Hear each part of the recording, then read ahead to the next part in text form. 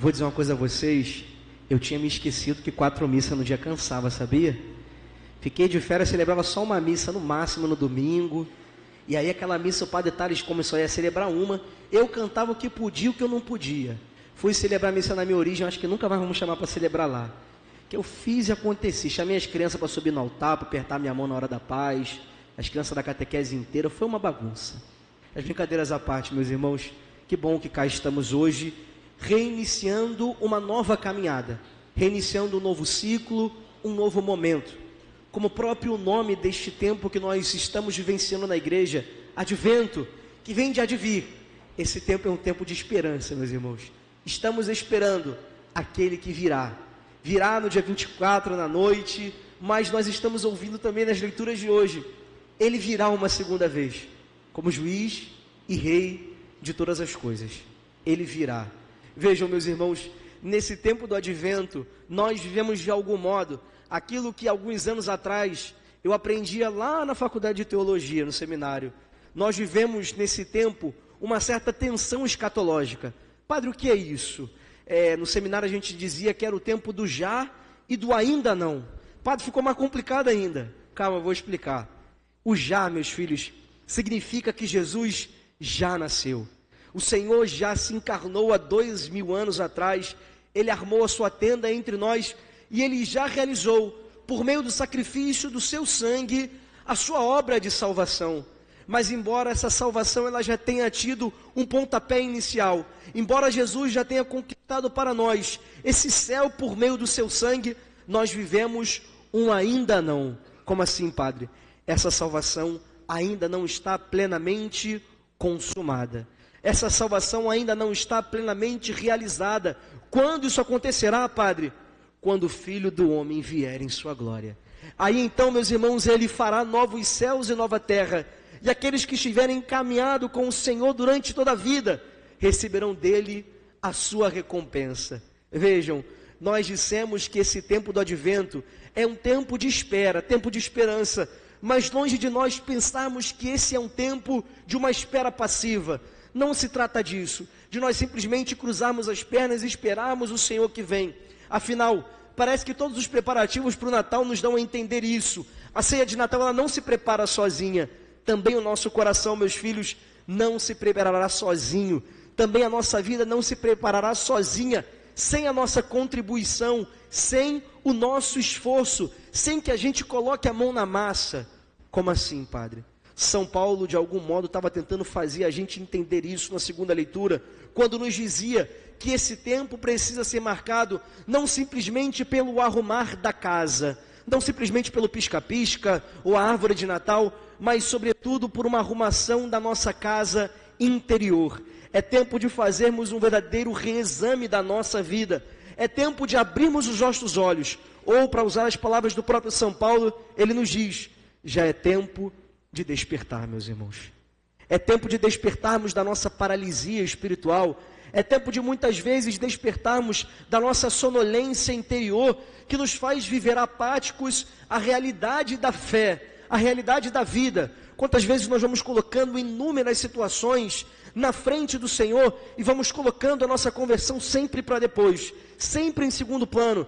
Padre, eu estou há 2 meses sem me confessar, eu estou em pecado grave há 2 meses. Padre, eu estou há 1 ano sem me confessar, 2, 3, e a gente vai simplesmente deixando para depois, deixando para depois, deixando para depois. São Paulo está dizendo para a gente, hoje é o dia de despertar. Não é no dia 24 de dezembro, não é no ano de 2026 que a gente tem que tomar jeito.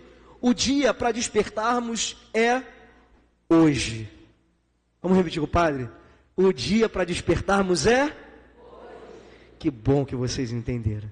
E São Paulo está dizendo que despertar, meus irmãos, é nada mais do que se despir de tudo aquilo que é treva dentro de nós. Significa deixar para trás tudo aquilo que me impede de abraçar a luz de Deus dentro de mim. E ele coloca algumas situações, imoralidades, coloca bebedeira, entre outras coisas, mas nós podemos aumentar essa lista com os nossos pecados, as nossas misérias, tudo aquilo que me impede de ser verdadeiramente íntimo, de ser verdadeiramente amigo, de ser verdadeiramente próximo do Senhor. Esse precisa ser um tempo de reconstrução da amizade com Ele. Ele nos diz, é tempo de tirar essas coisas do coração e se vestir das armas da luz. É tempo de nos aproximarmos mais do Senhor. É tempo de gastarmos mais tempo na oração. É tempo de estarmos mais na igreja. E aqui a gente faz novena de Natal, a gente faz adoração. É um tempo de estarmos mais próximos do Senhor. São Paulo termina a sua leitura dizendo, revesti-vos de Cristo. O que isso significa, meus irmãos? Significa que na construção desse novo homem e dessa nova mulher, agora à luz de Deus, existe um parâmetro agora nesta vida.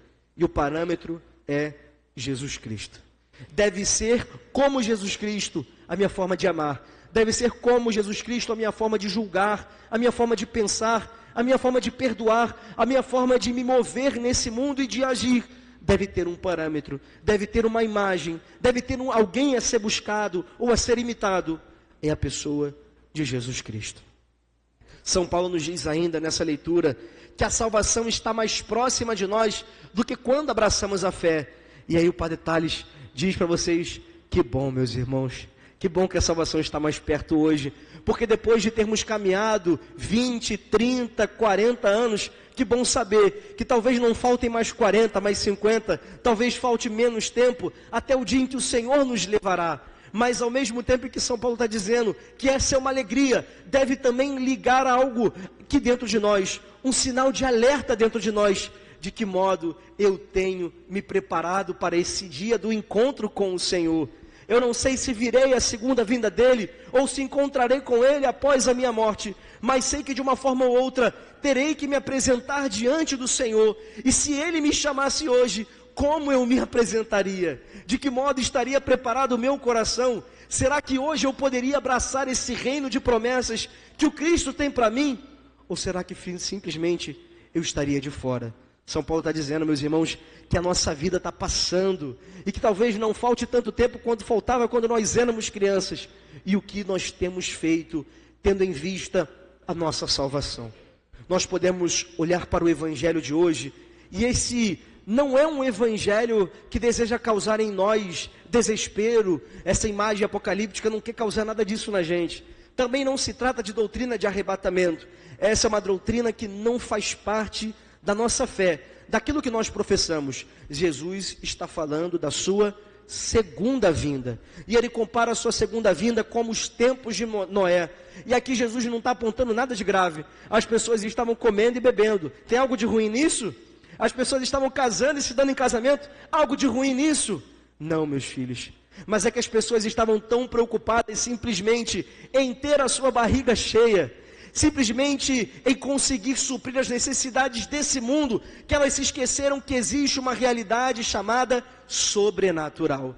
As pessoas ficaram tão preocupadas em simplesmente suprir as necessidades desse mundo, resolver os problemas desse mundo, tão fechadas nas coisas desse mundo, que se esqueceram que existe um Deus que nos aguarda, que existe algo que transcende a nossa matéria. Aqui Jesus está condenando esse pessoal. Meus irmãos, esse é um erro que cada um de nós pode cair, sem sombra de dúvidas, com muita facilidade. Nós vivemos num mundo muito agitado, nós vivemos num mundo muito estressante, nós vivemos num mundo em que nós precisamos dar conta de muitas demandas. Precisamos trabalhar, precisamos pagar conta, precisamos cuidar de filho, cuidar de neto, e muitas vezes a gente vai simplesmente só vivendo para as coisas desse mundo, e vamos deixando as coisas de Deus de lado. E o Senhor está dizendo que se a gente não tomar cuidado com isso, a vida nesse mundo vai simplesmente nos arrastar, e vai nos impedir de viver para aquilo que realmente importa. A gente está caminhando nesse mundo, mas a meta não é para esse mundo. Estamos caminhando aqui, mas o lugar onde a gente deseja chegar é um lugar que se encontra não aqui, mas que se encontra com Ele no céu, meus irmãos. E Jesus diz, ficai atentos. Em outras palavras, completando São Paulo, acordem, meus filhos, acordem, porque carro vai passar, porque casa vai passar, porque os problemas dessa vida vão passar, a nossa saúde vai passar. Mas se nós não tivermos Cristo no coração, não terá nada em que nós possamos permanecer, meus irmãos. Jesus está sendo muito sincero com a gente. Ele está dizendo que a gente precisa aprender a esperar nele, e aprender a entender os sinais que Ele nos dá para a nossa conversão. A missa de hoje é um sinal para a sua vida de que você precisa estar mais atento às coisas de Deus. A missa de hoje é um sinal de Deus para a sua vida que você precisa começar a repensar a sua história, não mais simplesmente para suprir as necessidades desse mundo, mas também preocupado, meu filho, com aquilo que te pode acontecer na vida eterna. É tempo da gente reconsertar, meus irmãos, o coração e definir mais uma vez na nossa vida aquilo que verdadeiramente devem ser as nossas prioridades. E a nossa fé não pode ser secundária. E a comunhão com Deus não pode ser secundária. A comunhão com Deus precisa ter lugar de prioridade na minha vida e no meu coração.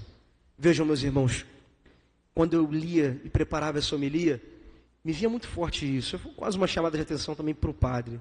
Nós tantas vezes dissemos aos outros e até ao Senhor que Jesus é o amor da nossa vida, não é verdade? Jesus, o Senhor é o amor da minha vida. Como eu te amo, Jesus! A gente promete mundos e fundos ao Senhor. Eu acho que se fosse gravar todas as orações que eu fiz diante de Jesus, dava para escrever um livro de poesia, de tanta coisa bonita que eu já disse ao Senhor. Tanta coisa bonita. Mas, meus irmãos, que amor é esse que não aprende a esperar nele? Que amor é esse que não aprende a desejar a sua presença constantemente no nosso coração? Eu imagino a imagem de um filho que ama tanto o pai, mas que esse pai precisa viver embarcado, talvez, por uma questão de trabalho. No dia em que esse pai sai, aquele filho começa a sentir a ausência daquele pai, e ao mesmo tempo um desejo de que aquele pai volte, porque na imagem daquele pai está a alegria do filho. Assim também devia ser o nosso coração em relação ao Senhor. Nós estamos aqui, caminhamos com Ele. Eu sei que nós conseguimos enxergá-lo em muitos momentos. O enxergamos embora escondido na Eucaristia, meus irmãos. Nós o enxergamos na Sagrada Escritura, nós o percebemos em muitos momentos. Mas o desejo do nosso coração devia ser esse dia glorioso, onde nosso Senhor não aparecerá mais escondido sob imagem nenhuma. Ele aparecerá vitorioso. Ele aparecerá glorioso e trará consigo a nossa glória. E trará consigo a nossa vitória. E aí a gente pode olhar para aquilo que a Sagrada Escritura diz, que a minha alma anseia pelo Senhor, como a corça suspira pelas águas. A minha alma espera no Senhor, como vigia espera a aurora. A nossa alma também espere no Senhor, meus irmãos, porque Ele virá para completar essa obra que Ele já começou a realizar no nosso coração. De todos nós que cremos no Seu amor, que cremos na Sua bondade, que cremos na Sua providência. O Padre termina dizendo uma última coisa. Hoje nós cantávamos o Salmo, e esse Salmo era um Salmo cantado enquanto o povo peregrinava para Jerusalém. Sabem? E Jerusalém era uma cidade que ficava no alto de uma montanha. Não era tão fácil chegar em Jerusalém. Era muito cansativo chegar em Jerusalém. Imaginem caminhar durante dias. Imaginem a caminhada até Jerusalém com Jesus, Nossa Senhora, São José. Imaginem, era uma caminhada dificultosa, meus irmãos, onde eles enfrentavam muitas vezes frio, outras vezes calor, outras vezes um sol mais escaldante do que o sol de Padre Miguel. Mas vejam, ali eles continuavam caminhando e cantando. Que alegria! Nós vamos à casa do Senhor. Que alegria! Vamos à casa do Senhor. E agora a gente pode olhar, e a gente também sabe, e a gente conhece essa alegria de virmos à casa do Senhor a cada domingo. E já é algo maravilhoso. Mas eu gostaria que nós pensássemos na nossa vida também como uma caminhada para Jerusalém, meus irmãos. Não essa Jerusalém que está sendo destruída pelas guerras, mas a Jerusalém que nos aguarda no céu. Nessa vida nós vamos encontrar momentos em que a gente vai estar subindo. Parece que um monte é difícil demais. Sim.